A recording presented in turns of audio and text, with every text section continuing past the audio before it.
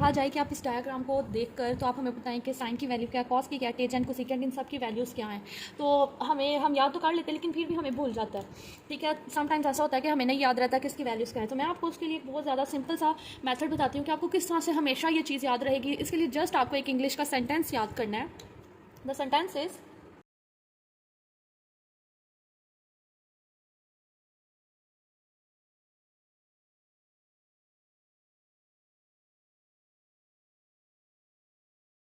इस सेंटेंस को याद कर ले दैन इजीली आपको 24/7 ये याद रहेगा कि साइन किसके इक्वल है।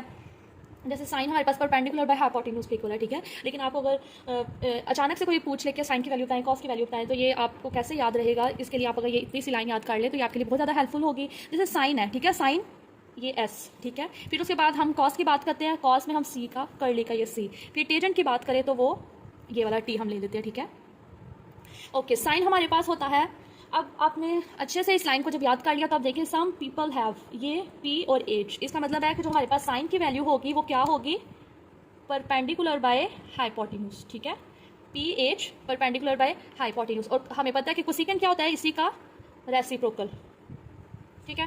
फिर उसके बाद हम बात करते हैं curly means cos. So cos के जो फौरन बाद चीज़ आ रही है वो है बी ब्राउन हेयर एज। सो इसको देख के आप बता सकते हैं कि कॉस की हमारे पास क्या वैल्यू होगी। कॉस हमारे पास होगा बेस बाय हाइपोटेन्यूज, क्लियर। और ये सेम आपने उसका क्या ले लेना है, रेसिप्रोकल।